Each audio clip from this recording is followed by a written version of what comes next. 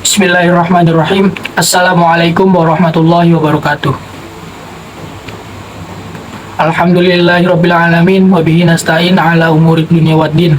Wassalatu wassalamu ala asrofil anbiya'i wal mursalin sayyidina wa maulana Muhammad wa ala alihi wa sahbihi ajma'in, amma ba'd. Yang terhormat Bapak dosen mata kuliah ilmu tasawuf Bapak Firdaus Wajdi dan teman-teman PAIB semua, izinkan kami mempresentasikan sebuah materi yang berjudul Ahwal dalam Ikhlas. Kami dari kelompok 11 yang beranggotakan ada Ahmad Zuan Pratama, ada saya sendiri Ibnu Rizal Mutafaqih, dan yang ketiga ada Fajar Trihadi. Adapun materi yang akan kita bahas, yang pertama ada pendahuluan, yang kedua ada pengertian ahwal dalam ikhlas, yang ketiga ada jenis-jenis ahwal dalam ikhlas, yang keempat ada ciri-ciri ahwal dalam ikhlas, yang kelima ada tantangan dalam mencapai ahwal ikhlas, keenam ada cara meningkatkan ahwal dalam ikhlas, dan yang terakhir ada kesimpulan. Adapun materi yang pertama yaitu pendahuluan yang akan dijelaskan oleh Fajar Trihadi, kepadanya kami persilahkan. Berhenti merekam. Koma tombol. Baik, di sini saya akan menjelaskan yaitu definisi ikhlas. Memeriksa pesan baru. Secara etimologi, ikhlas ini berasal dari bahasa Arab yaitu alasa, diartikan sebagai memurnikan niat atau memilih, gitu ya teman-teman. Dan didasari dengan hala'ah, selamat sampai memilih. Nah, ikhlas ini berasal dari bahasa Arab yaitu tulus, bersih, atau sungguh-sungguh. Nah, keterkaitannya dengan agama Islam, ikhlas ini terkaitkan dalam beribadah kita itu harus suci. Jadi tanpa kita meminta daripada pujian manusia. Berhenti merekam. Nah, berikutnya nih ada pentingnya ikhlas dalam beribadah. Nah, salah satu dari ikhlas beribadah pastikan kita mengharapkan pahala dari Allah Subhanahu wa Ta'ala, gitu kan, baik itu dari ibadah maupun dari amal kebajikan, gitu kan. Pasti kita mengharapkan daripada pahala dari Allah Subhanahu wa Ta'ala. Nah, kalau kita berniat, gitu kan, dalam beribadah karena Allah, itu lebih sempurna dan mendapatkan pahala yang berlipat ganda. Beranjak ke materi selanjutnya yaitu pengertian ahwal dalam ikhlas yang akan dijelaskan oleh Ahmad Zuan Pratama, kepadanya kami persilahkan. Oke, saya akan menjelaskan bagian dari definisi ahwal. Menurut Al-Qusyairi, ahwal yaitu sebuah makna yang hadir dalam hati seseorang sufi tanpa disengaja, tanpa ditarik, dan tanpa diusahakan. Berbeda dengan makomat yang diperoleh melalui usaha spiritual. Justru ahwal ini bersifat mauhibah atau pemberian langsung dari Allah Subhanahu wa Ta'ala. Menurut Al-Sarraj Al-Tusi, ahwal merupakan suatu perasaan yang ada di hati dan tidak kekal. Sedangkan menurut Al-Ghazali, ahwal adalah kedudukan atau situasi kejiwaan yang dianugerahkan Allah kepada seseorang hamba pada suatu waktu, baik sebagai buah dari amal soleh yang mensucikan jiwa atau sebagai pemberian semata. Ahwal di kalangan kaum sufi adalah sesuatu yang berkaitan dengan hati yang diperoleh tanpa kesengajaan, bukan pula usaha, karena ahwal itu sendiri seperti kegembiraan, duka cita, kelapangan hati, kerinduan atau syok, keterkejutan atau inziaj, kewibawaan haibah, kebutuhan, ihtiyaj. Kemudian ada hubungan ahwal dengan ikhlas. Dalam konteks ikhlas, ahwal sangat penting karena ikhlas merupakan salah satu kondisi hati atau keadaan spiritual yang berkaitan dengan niat seseorang dalam beribadah atau melakukan tindakan. Ikhlas berarti memurnikan niat hanya untuk kepada Allah, tanpa mengharapkan pujian, penghargaan, atau imbalan dari manusia. Ahwal dapat mempengaruhi ikhlas seseorang karena keadaan hati yang bergejolak atau kurang tenang bisa mengganggu kemurnian niat. Oleh karena itu, ahwal yang stabil seperti rasa tawakal, ridho, dan cinta kepada Allah bisa membantu seseorang untuk lebih ikhlas dalam tindakannya. Dengan kata lain, ikhlas adalah salah satu keadaan spiritual yang harus dijaga agar tetap dalam kondisi yang baik melalui ahwal yang positif. Kemudian ada pentingnya memahami ahwal dalam mencapai ikhlas. Memahami ahwal sangat penting dalam mencapai ikhlas karena kondisi hati yang tidak stabil bisa menyebabkan gangguan dalam niat seseorang. Berikut beberapa alasan mengapa pemahaman tentang ahwal penting untuk mencapai ikhlas. Alasan yang pertama adalah pengendalian diri.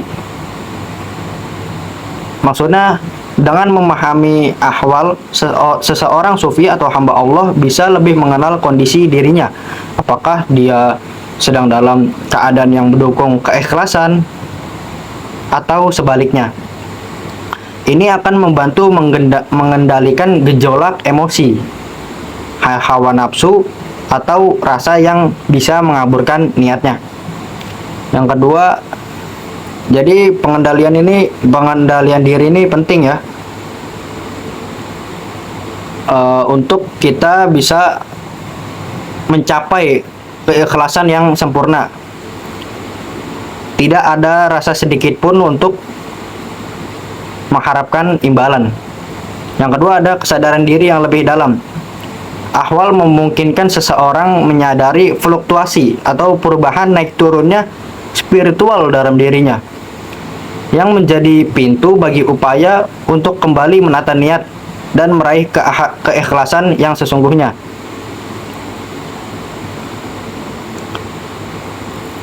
Yang ketiga adalah kedekatan dengan Allah. Ahwal yang baik seperti perasaan cinta dan ridho kepada Allah membantu seseorang mencapai keadaan spiritual yang lebih tinggi dan menjauhkan dari kepentingan duniawi.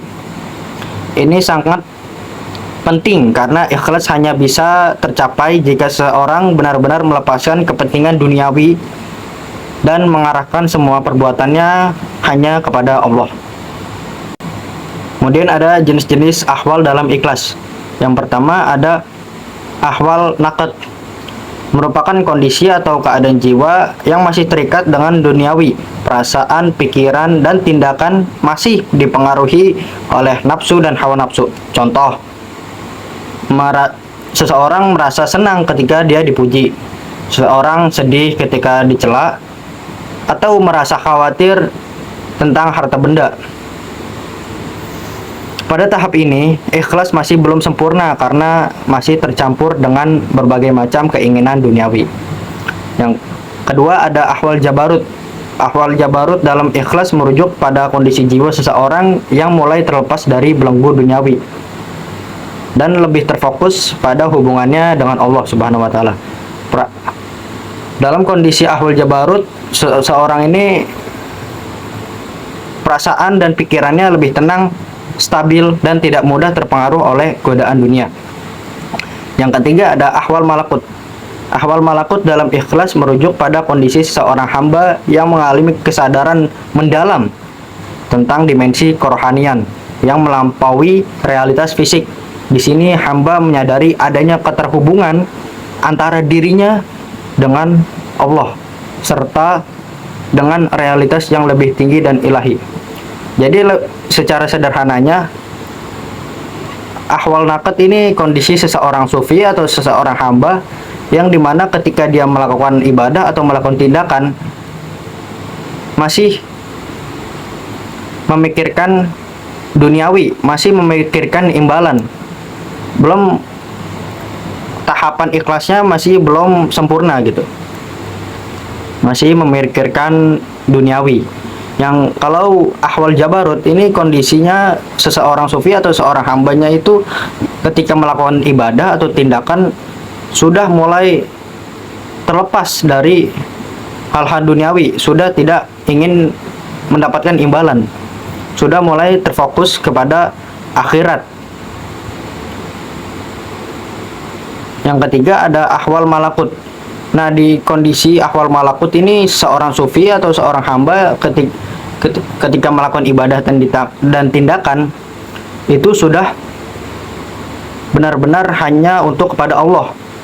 Sampai-sampai seseorang ini mengklaim atau mengatakan kalau dirinya itu sudah menyatu dengan Allah. Seperti contohnya kisah Syekh Siti Jenar, yang seperti sudah kita ketahui kalau Syekh Siti Jenar mengatakan kalau dirinya sudah menyatu dengan Allah, sampai dia bilang kalau dirinya itu Allah. Oke, di materi selanjutnya yaitu ada ciri-ciri ahwal dalam ikhlas. Ciri-ciri ahwal dalam ikhlas itu terbagi menjadi 3. Yang pertama ada ketulusan niat, yang kedua konsistensi dalam ibadah, dan yang ketiga ketergantungan kepada Allah. Orang yang ikhlas selalu merasa dirinya memiliki banyak kekurangan.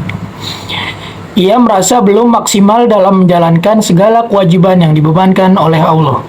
Karena itu, ia tidak pernah merasa ujub dengan setiap kebaikan yang dikerjakannya. Nah, ciri-ciri yang pertama itu adalah ketulusan niat. Artinya, menyadari dan menjaga niat agar hanya untuk Allah Subhanahu wa taala. Niat yang murni karena Allah Subhanahu wa taala. Jadi, ciri yang pertama ini adalah niat yang murni dan hanya untuk ditunjukkan kepada Allah. Setiap amal perbuatan yang dilakukan seseorang muslim harus berlandaskan niat untuk mencari ridho Allah semata, bukan untuk mendapatkan pujian, penghargaan, atau keuntungan duniawi. Nabi Muhammad SAW bersabda, sesungguhnya setiap amal tergantung pada niatnya. Hadis riwayat Bukhari dan Muslim. Ciri-ciri yang kedua yaitu adalah konsistensi dalam ibadah. Artinya melakukan ibadah secara konsisten tanpa pamrih. Nah, selain konsisten dalam beribadah, ada juga konsisten dalam beramal. Ikhlas juga tercermin dalam konsistensi seseorang dalam beramal baik, baik ketika dilihat orang lain maupun ketika tidak ada yang melihat. Konsistensi ini menunjukkan bahwa amal tersebut benar-benar dilakukan karena Allah Subhanahu wa taala, bukan karena ingin mendapatkan pujian dari manusia. Rasulullah SAW pernah bersabda, amal yang paling dicintai oleh Allah adalah amal yang dilakukan secara terus-menerus meskipun itu sedikit. Hadis riwayat Bukhari dan Muslim. Dan ciri-ciri ahwal dalam ikhlas yang terakhir adalah ketergantungan kepada Allah. Maksudnya menyerahkan hasil kepada Allah dan tidak bergantung pada hasil duniawi. Nah, keikhlasan ada ketika kita mengutamakan keridhaan Allah daripada keridhaan manusia. Tidak sedikit manusia hidup di bawah bayang-bayang orang lain. Bila orang itu menuntun pada keridhaan Allah, sungguh kita sangat beruntung. Tapi nggak jarang orang itu memakai kekuasaannya untuk memaksa kita bermaksiat kepada Allah. Disinilah keikhlasan kita diuji. Memilih keridhaan Allah atau keridhaan manusia yang mendominasi kita. Pilihan kita seharusnya seperti pilihan Masyitoh, si tukang sisir anak Fir'aun. Ia lebih memilih keridhaan Allah daripada harus menyembah Fir'aun. Selanjutnya ada tantangan dalam mencapai ahwal ikhlas. Tantangan dalam mencapai ahwal ikhlas terbagi menjadi 3. Yang pertama ada godaan hawa nafsu. Artinya dampak dari kesenangan duniawi. Seseorang yang sulit untuk ikhlas biasanya disebabkan karena lebih banyak digoda oleh keinginan-keinginan hawa nafsunya. bukan oleh kebutuhannya. Perlu diingat, sesungguhnya nafsu cenderung memenuhi keinginan, bukan pemenuhan kebutuhan. Untuk memerangi hawa nafsu tidak mudah, namun sesulit apapun memerangi hawa nafsu harus dilakukan. Caranya dengan nekat dan berani, kita dapat terbebas dari belenggu keinginan-keinginan yang dapat menghambat tumbuhnya ikhlas dalam hati. Tantangan yang pertama yaitu adalah godaan hawa nafsu. Godaan hawa nafsu. Jadi kita harus melawan yang namanya hawa nafsu. Adapun tantangan dalam mencapai ahwal ikhlas yang kedua adalah kecemasan penilaian orang lain.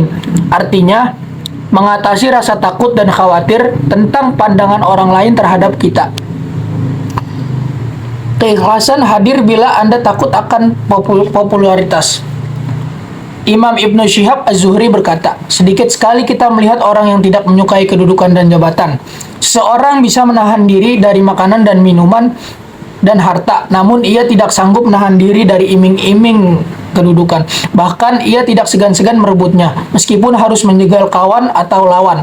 Karena itu tak heran jika para ulama salaf banyak menulis buku tentang larangan mencintai popularitas, jabatan, dan ria.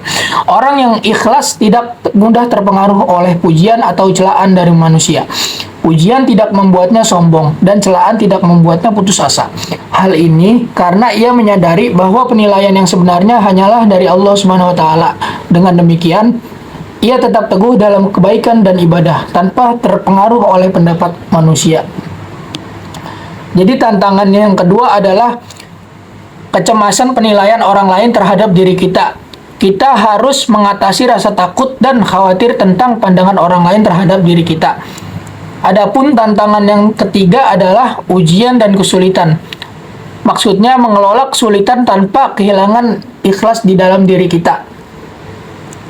Dalam menjalani hidup, terdapat beberapa situasi yang menguji kesabaran kita. Sebagai contohnya nih, macet, yang mana kita tidak dapat mengubahnya. Hanya bisa menunggu dan tidak banyak yang dapat dilakukan.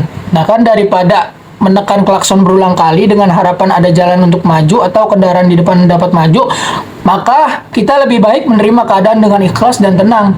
Karena kemacetan pasti akan terlewati meskipun butuh waktu berjam-jam.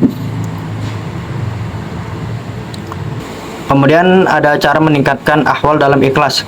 Yang pertama, muhasabah diri. Evaluasi diri secara rutin setiap hari dan meluangkan waktu untuk merenungkan amal perbuatan kita, selalu memeriksa niat dan motivasi kita. Jadi kita selalu merenungkan amal perbuatan kita, apakah di antara amal perbuatan kita masih terselip rasa mengharapkan imbalan, mengharapkan pujian. Kemudian selalu memeriksa niat kita dan motivasi kita. Memeriksa niat kita, apakah niat kita dalam melakukan ibadah atau tindakan itu masih hanya untuk mencari pahala, ridho, dan cinta Allah. Dan motivasi tindakan atau ibadah kita. Jangan sampai motivasi kita dalam melakukan ibadah atau tindakan itu bersifat duniawi, seperti ingin dilihat oleh pacar kita atau dilihat orang lain kita sebagai pribadi yang rajin. Jangan sampai seperti itu. Kita motivasi kita untuk saat melakukan tindakan atau ibadah harus benar-benar hanya untuk Allah. Kemudian ada zikir dan doa. Menguatkan hubungan kita dengan Allah melalui doa dan zikir. Berdoa, memohon ampunan, mengakui kesalahan kita, dan mohon ampunan kepada Allah. Jadi kita harus selalu menguatkan hubungan kita dengan Allah dengan cara doa dan zikir.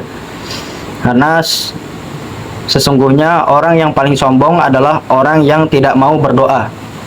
Kemudian memohon ampun, karena sesungguhnya manusia selalu pasti mempunyai dosa, yang tidak disengaja maupun disengaja, yang tidak diketahui maupun diketahui. Selalu kita harus memohon ampun kepada Allah Subhanahu wa Ta'ala. Kemudian belajar dari teladan Nabi dan sahabat. Nabi Muhammad dan para sahabat tentu yang seperti kita ketahui melakukan segala sesuatu hanya karena Allah Subhanahu wa taala tanpa mengharapkan imbalan duniawi. Dengan mempelajari kisah-kisah Nabi Muhammad dan para sahabat, kita dapat melihat secara langsung bagaimana mereka mengimplementasikan keikhlasan dalam kehidupan. Jadi kita belajar bagaimana sih caranya Nabi Muhammad dan para sahabat bisa sampai pada tahap keikhlasan yang tinggi itu. Kita bisa melihat dan mencontoh langsung bagaimana Pak Nabi dan para sahabat mengimplementasikan keikhlasannya dalam kehidupan.